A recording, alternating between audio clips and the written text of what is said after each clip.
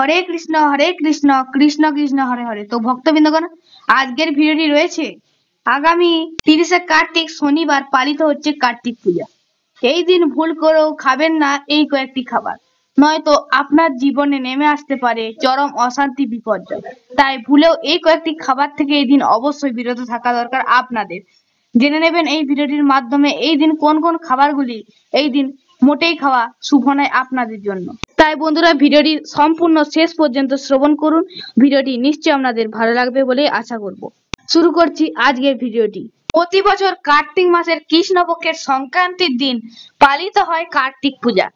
প্রতি বছরের মতো এই বছর আগামী 30শে কার্তিক শনিবার পালিত হচ্ছে কার্তিক পূজা। বন্ধুরা, এই কার্তিক পূজা পালিত হয় প্রতিটি বাঙালির ঘরে ঘরে। মনে করা হয় এই কার্তিক পূজা পালন করলে সুসন্তান লাভ হয় এবং তার সাথে সাথে দেব সেনাপতি ময়ূর বাহন কার্তিকেরও সমান আশীর্বাদ লাভ করা যায়। তাই প্রতি বাঙালির ঘরের দেবতা হিসেবে পূজিত হন দেব সেনাপতি কার্তিক। এই কার্তিক সংক্রান্তিকে অত্যন্ত শুভ বলে মনে করা হয়। এই কার্তিক সংক্রান্তির ন্যায় কোনো সংক্রান্তি নেই।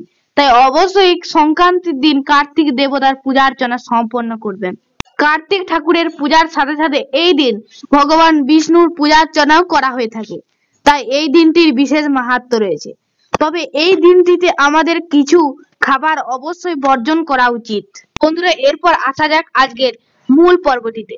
অর্থাৎ জেনে নেব এই কার্তিক সংক্রান্তির দিন অর্থাৎ দেব সেনাপতি ময়ূর বাহন কার্তিকের পূজার দিন কোন কোন খাবারগুলি আমাদের মোটেও খাওয়া শুভ নয়। বন্ধুরা, প্রথমে যে খাবারটির কথা বলবো সেটি হলো আমিষ জাতীয় খাবার। বন্ধুরা, এই দিন ভুল করে আমিষ জাতীয় খাবার গ্রহণ করলে সন্তানের অমঙ্গল হয়। তাই সন্তানের মঙ্গল কামনায় এই দিন অবশ্যই মায়েরা নিরামিষ আহার গ্রহণ করবেন। পারলে অবশ্যই উপবাস রাখবেন এবং কার্তিককে অঞ্জলি প্রদান করবেন। দ্বিতীয় যে খাবারটির কথা বলবো বন্ধুরা, সেটি হলো পোড়া জাতীয় কোনো খাবার। এই দিন ভুল করেও পোড়া জাতীয় কোনো খাবার মুখে তুলতে নেই। এতে দেব সেনাপতি ময়ূর বাহন কার্তিক আপনার সন্তানের প্রতি রুষ্ট হতে পারে। তাই সন্তানের মঙ্গলার্থে এই দিন অবশ্যই পোড়া জাতীয় কোনো জিনিস অবশ্যই বর্জন করবেন। বন্ধুরা, তৃতীয় খাবারটি হলো বহু বীজযুক্ত ফল। এই দিন ভুলেও বহু বীজযুক্ত ফল খেতে নেই। এতে সন্তানের অমঙ্গল হয় এবং পরিবারের প্রতি আপনার ভগবান দেব সেনাপতি ময়ূর বাহন কার্তিক রুষ্ট হতে পারেন। তাই অবশ্যই এদিন যে সমস্ত ফলে বহু বীজ রয়েছে সেগুলি এদিন অবশ্যই ত্যাগ করা উচিত।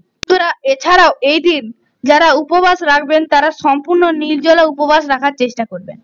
না পারলে অবশ্যই ফলমূলাদি খেয়ে উপবাস রাখবেন এবং দেব সেনাপতির আরাধনায় মেতে উঠবেন। দেব সেনাপতির ভক্তি ভরে পূজা করবার পর আপনারা প্রসাদ ভক্ষণ করতে পারেন এবং খিচুড়ি বা ঠাকুরের যে কোনো প্রসাদ আপনারা ভক্ষণ করতে পারেন পূজার পর। তবে বন্ধুরা, দেব সেনাপতি ময়ূর বাহন কার্তিকের পূজার দিন একটি বিশেষ মন্ত্র আপনারা অবশ্যই জপ করবেন।